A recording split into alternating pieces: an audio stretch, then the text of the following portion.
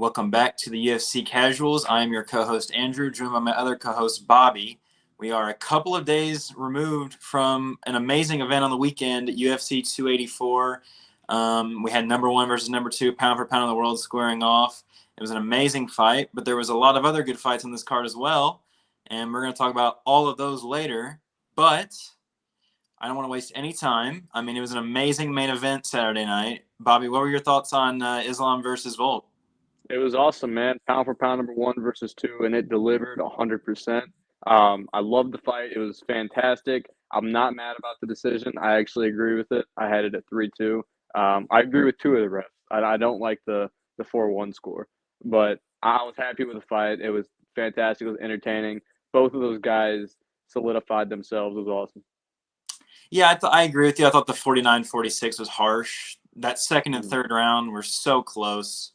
To say that Islam won the first four rounds was a really harsh, in my opinion. Yeah.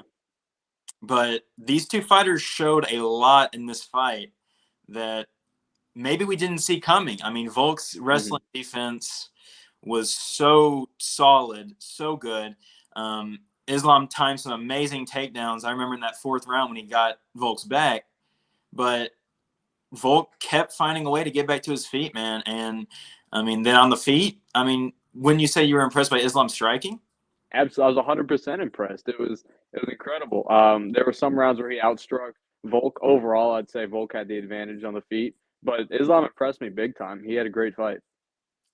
yeah, man. And I know one factor in this fight that you were talking to me yesterday about was the coaching. Was there something about the Mhm. coaching that surprised you in this fight?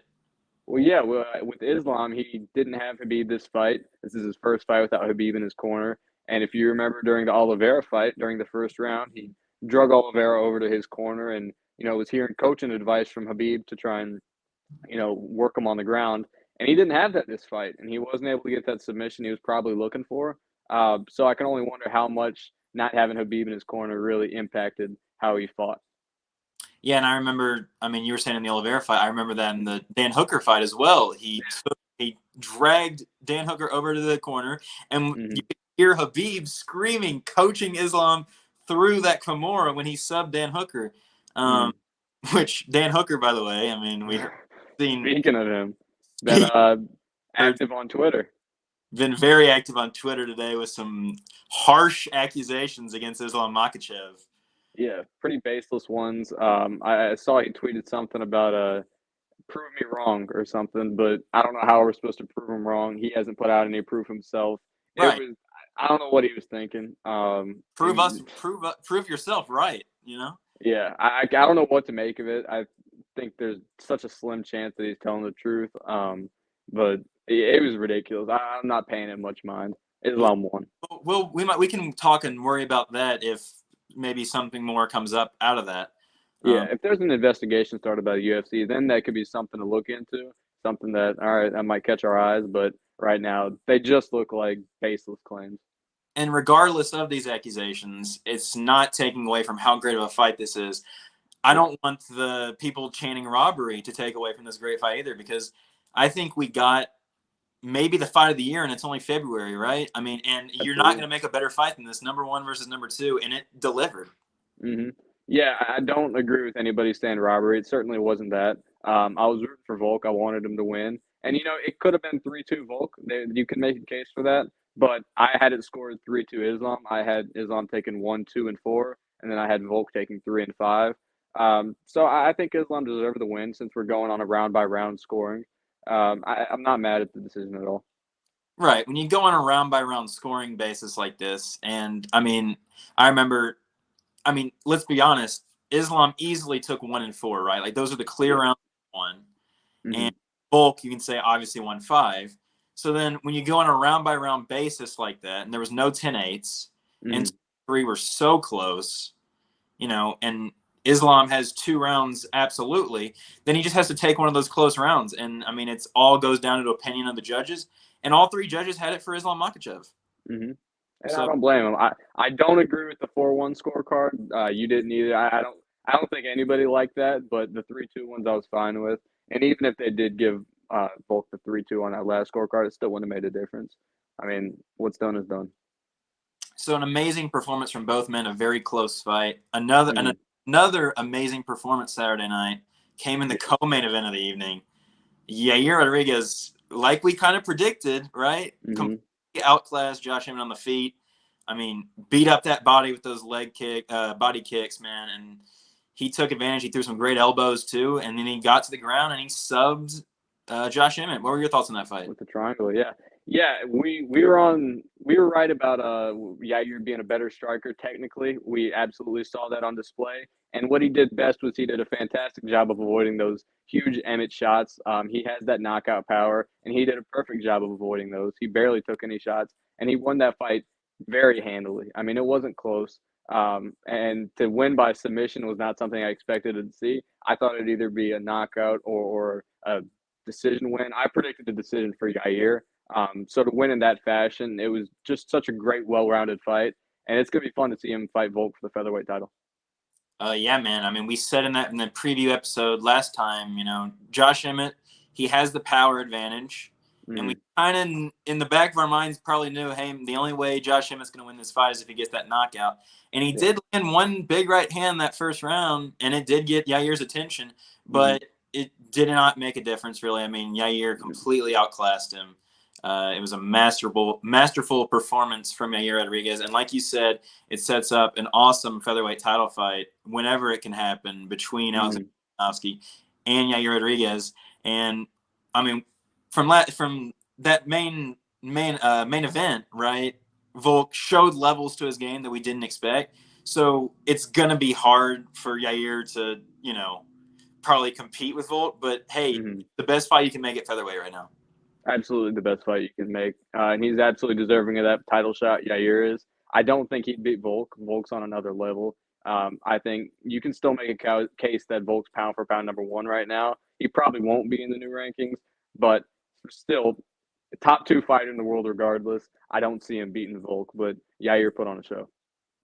He did indeed. And now there was 3 other fights on that main card as well, though. 284, on paper maybe wasn't the best card we've ever seen, but it delivered. There were some great fights. I mean, we started the night with that awesome fight between Jimmy Crute and Alonzo Menifield. Alonzo Menifield showed amazing power really in those early rounds, almost knocking out Jimmy Crute a couple of times. What did you make of that fight? I thought it was a great fight. I was disappointed that it was a draw. I don't think he should have had a point deducted. I think a warning would have been probably better first off. But you know what? It was still a great fight, and I'd like to see him run it back. The fans seemed to think the same thing. It was a war, went all 3 rounds. Both guys were gassed by the ends, and it had some entertaining moments. So definitely a fun fight. Right. That was the main thing I noticed throughout that fight is going into that 3rd round. You could say Alonzo Menifield was easily up 2-0. I mean, he showed great power and almost knocked out Jimmy Crute a few times. He did. But the only thing keeping Jimmy Crute in that fight was the wrestling. And, I mean, that became prevalent in that 3rd round. He got, he was going for that double leg on Alonzo Menifield, and Alonzo did have to grab onto the cage. I've seen a warning called for that before, but the referee did take a point. I thought it was a little harsh. If that point isn't taken, it's probably a 29-28 victory for Alonzo Menifield. But it does end in a draw, and, yeah, run it back, man. That was a great fight. Absolutely, yeah. Both fighters wanted to run it back after the fight. A lot of the fans were happy with what they saw between the two of them. It makes a lot of sense. Why not? Right, and that's in the second fight of the night. We had Justin Taffa knocking out that big man, Parker Porter, right? Poor old Parker Porter, yep.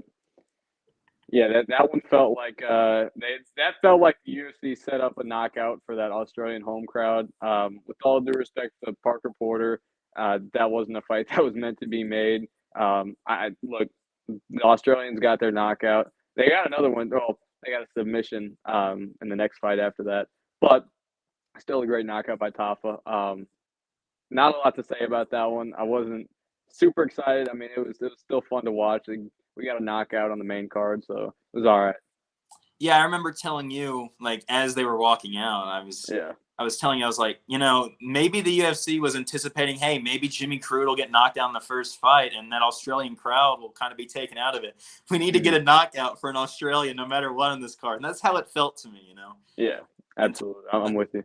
Yeah, Taffa landed a big left hand and right hook that followed it, and Porter was out. He was just flat on his back. like you mentioned there a little second ago, the next fight did have another Australian getting a finish. Jack Della Maddalena, an amazing performance against Randy Brown. Hmm. Randy Brown, the much bigger man in this fight, but hey, Maddalena did not seem intimidated in the slightest. He didn't. No. Brown had the reach advantage and the height advantage for sure. But Madelena looked great. He landed a nice knockdown, gave us one of the goofiest knockdowns of the year so far from Brown. That was pretty funny to watch. And then he got a great submission at the end. And he'll probably get a top 15 fight next. He should indeed, in my opinion. And he had Randy Brown doing the stinky leg better than Travis Kelce last night in the Super Bowl. Yeah. Yeah. That was an interesting knockdown, to say the least. He was the smaller man, right? So we knew he needed to get inside, and we knew he had power, and he did land just that big right hand, and it completely stunned Randy Brown. Got the submission. Amazing performance from Madelena, and like you said, he deserves a top 15 opponent. Moving on, right? That's the whole card we've talked about. Mm-hmm. But let's be honest. We want to see that main event run back at some point, right? We do, and we don't want an immediate, or I don't want an immediate rematch personally. I'd like to see Yair and Volk go at it for that featherweight title. Then Islam, I suppose he could fight the winner of Dariush and Oliveira. That would make a lot of sense. And then, assuming both guys win, run it back late 2023, maybe early 2024. But either way, and hopefully sooner rather than later. Sooner rather than later, indeed. That would be amazing. Both men, like we said, had an amazing performance. They both showed why they're number one and number two. And I think they're going to stay number one and number two whenever the rankings are updated. And, yeah, we got to get that going, man. We got to. Absolutely. I want to see that fight again. Yeah, that was fight of the year so far, and it might hold that crown all the way to the end of the year. 5-round war between the two best fighters in the world. It was incredible, man. Incredible to watch. Even though the guy I was rooting for didn't pull through and win, I'm still so proud of Volk. He had a fantastic fight. Islam looked great. They both established why they're number one and number two. Absolutely. Completely agreed. I guess that's gonna kind of wrap us up here. It was a little bit of a shorter episode. Yeah, an amazing event. I've been Andrew. That's Bobby. We look forward to UFC 285 in early March. Can't wait to talk about that, and see you. See you.